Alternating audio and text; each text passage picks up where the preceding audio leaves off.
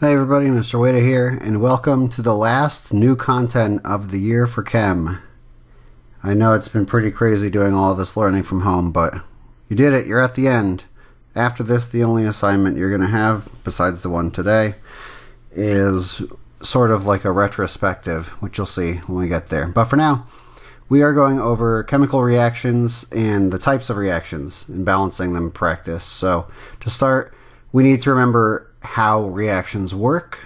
So a chemical reaction is taking two different chemicals or more, reacting them together or mixing them, and then the pieces within those chemicals are rearranged.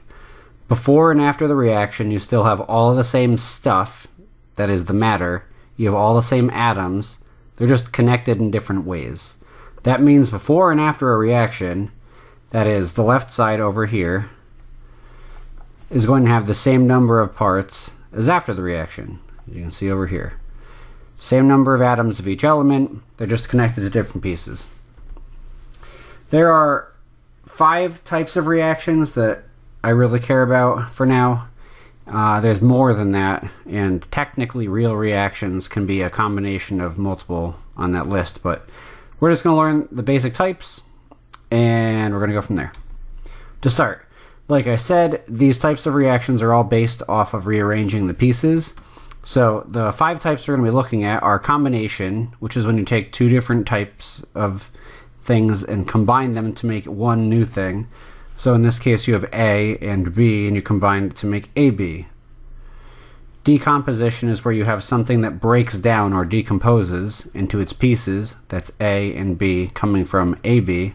That's the opposite of combination, right?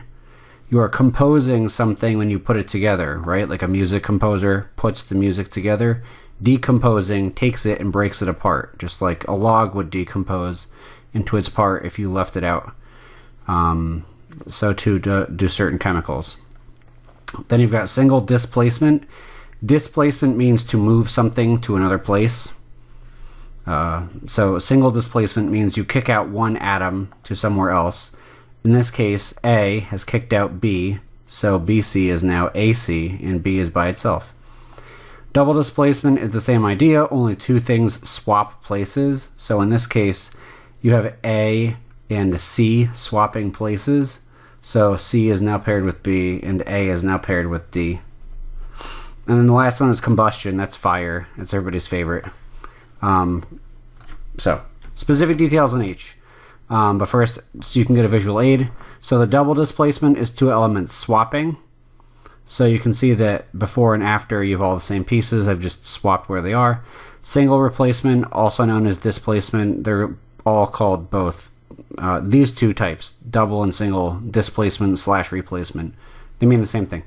But single is when one thing kicks out one other thing. Decomposition, you have two things stuck together and it breaks apart into now two separate things. Combination is when you take two different things and you put them together. And then combustion is burning.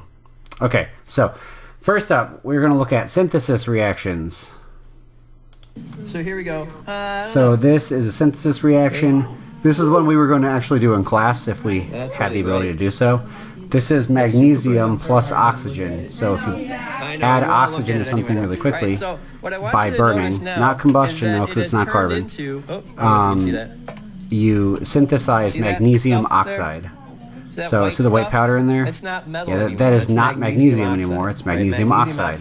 This is the same kind of process that happens when you rust something. Like if a piece of iron is outside and it rusts over time, you are adding oxygen to it. That is synthesis. In this case, they just did it really quickly because fire is literally the type of reaction where you add oxygen to something really quickly. So, yeah. Alright, so that is synthesis. It's taking two different pieces and joining them together to make one new one at the end. You can also do this with compounds, where you take two compounds and you put them together to make something new. So here we Next up is decomposition.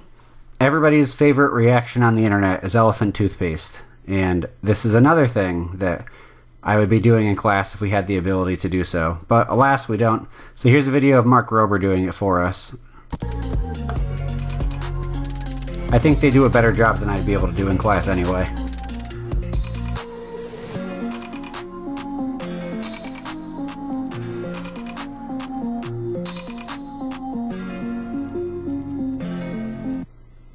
Okay, so what are you watching there? What you're watching is the hydrogen peroxide breaking up into H2O and O2. So if you were to watch this play again, right here. So as they drop the peroxide in there, they have soap water and they have yeast at the bottom. And when they add that in there, the yeast basically eats the peroxide and spits out oxygen and water. And that oxygen gets trapped by the soap bubbles, and it expands really quickly as the oxygen leaves, which is why you get this really cool looking reaction. So decomposition reactions you'll often see if there's a gas that's the product. You'll see stuff like that. Elephant toothpaste is just easy to do and it's safe. There are other reactions of the same type, but they're usually a lot more dangerous. Okay, next up, single displacement. So single displacement is you have one element kicking out a different element to make something new. This is another reaction that we would have done in class if we were in the building. So I'm just going to show you. You take copper chloride and you add it to aluminum. We would have used aluminum foil. And the copper is kicked out by the aluminum. So that means the aluminum is now going to be mixed in with the stuff in the water. And now copper is at the bottom. When you do this reaction, it smells like pennies, and that's because copper is what pennies are made of. As you can see here, nothing much happens to begin with. But then, if you watch, it starts boiling Yeah, this one's pretty quite cool. nicely.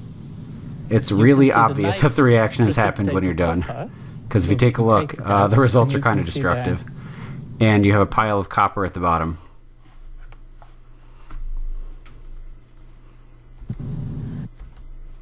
Next up is double displacement. What you'll see is pretty similar to single displacement, only two elements have swapped places now. When you mix the two together, you're going to get new products made, so they're going to look different than they did before. In this case, they took sodium sulfide and reacted it with copper sulfate. And then the copper switched places with the sodium, so now the sodium is with sulfate and the copper is with sulfide. And then the last type here is combustion. I'm not going to show you a combustion reaction aside from that picture because I feel like you've seen fire burn at some point. The thing to note for combustion reactions is that these always happen with hydrocarbons, meaning a thing that has hydrogen and carbon, hence hydrocarbon. And it's a hydrocarbon plus oxygen, and that's going to give you CO2 and water. This is basically your climate change reaction. And all fossil fuels are hydrocarbon based. So, how do we know when we have each type? First, does the equation contain carbon and hydrogen bonded together and oxygen reacting to give us CO2 and water? If yes, it's combustion. Do two things combine to make one new thing? If yes, that's a synthesis reaction. Does something complex break into two or more parts? Yes, decomposition reaction. And then the last ones there are the single and double displacement. Are there any pure unbonded elements? If there's a pure element like just hydrogen or just sodium at some point, then it's single displacement. And if you have two elements swapping places, then that would be double displacement. Okay, so let's do some practice here. So to start, I would keep this list handy if you're going to do the next part with me. So, first up, we've got calcium carbonate reacting. You get calcium oxide and CO2.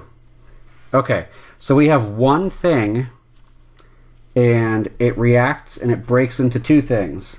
So if we go back to our list here, let's see. We need one thing breaking into two things. Does something complex break into two or more parts? Yes. calcium carbonate broke down into calcium oxide and CO2. So that must mean that that is decomposition. Okay, next up, we have SO2 plus water, that's sulfur dioxide plus water, and that gives us H2SO3, which is sulfuric acid. You have two separate things now, and they are combining to make one new thing. Okay, so we need to go and look for that. Two things combining to make one. Do two things combine to make one thing? Yes. Synthesis reaction. You are taking two things and synthesizing something new. So we've got decomposition, and we've got synthesis.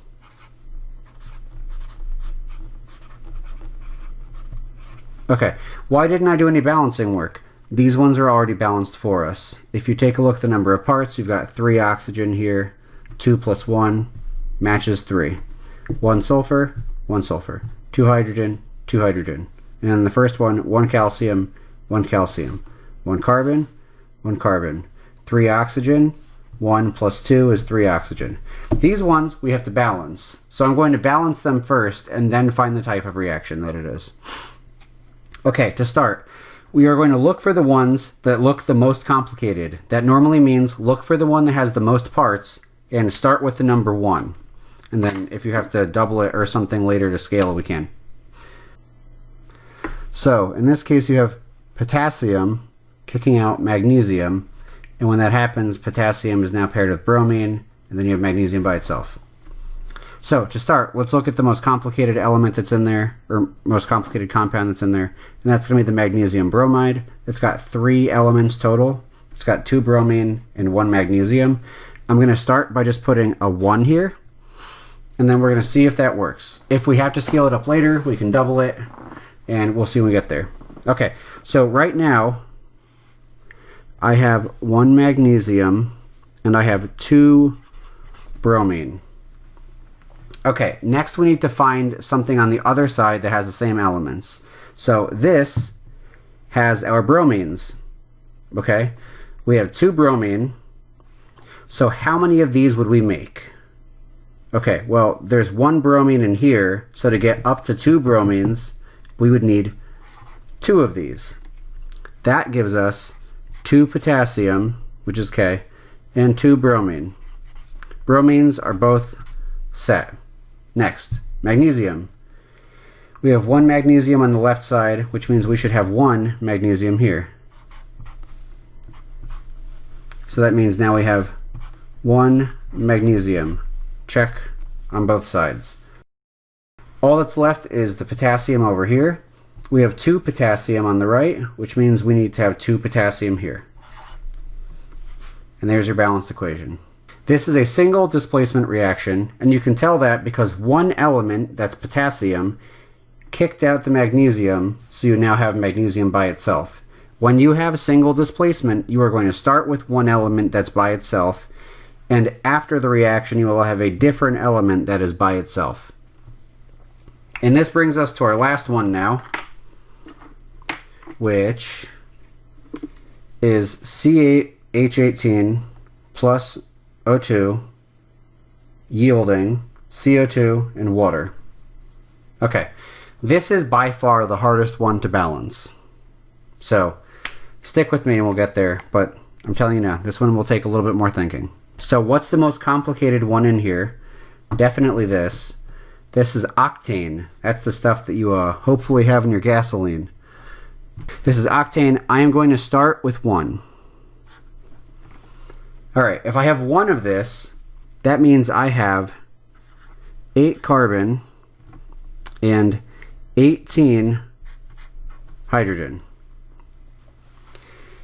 Alright, let's go to the other side now and try and use those up. So CO2. CO2 is made of carbon and oxygen. I do not know how much oxygen I have right now, but I do know how much carbon I have. I have 8. And since this is the only thing that has carbon in it on the right side of the equation, that means I have to have 8 of this. Okay, if I have 8 of this, that means I've used up 8 carbon. And since this is O2, that's 8 times 2, that's 16 oxygen. And again, I'm going to put oxy because if I put 16O, it looks like 160 instead. Okay, now I have the carbons all set. Now let's move to hydrogen, because that's the other part I know. I have 18 hydrogen. If I have 18 hydrogen, and this is H2, we'll do 18 divided by 2. That means 9 total here. So that means I have 9 molecules of water. Okay, so that's the 18 hydrogen. Check. Check. And now I can find out how much oxygen I have to solve for the O2. So 9 water, it's H2O, would mean I have 9 oxygen. Alright, if I have 16 and 9, that gives me 25.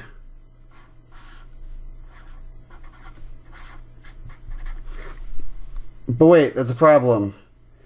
This is O2. If I put half of 25 here, that would give me 12.5. Because 12.5 times 2 would give me the 25 oxygen. I can't have a fraction here. It doesn't work. Okay, well, what can I do then? I can double everything that's in there. And now all my numbers will work out just fine. So let's double everything up. If I double the 1, I have 2. If I double the 12.5, I have 25. If I double the 8, I have 16. If I double the 9, I have 18. So our final answers would be 2, 25, 16, 18. Alright, the ones on the assignment that you have for today are simpler than that. By the way, that's combustion. You can tell it's combustion because it has the CH and O2 reacting and turning to CO2 and H2O. The ones that you have will not be as large as this one down here for today. But just give it your best shot. If you have any questions, as always, feel free to send me an email. And good luck with your last new content.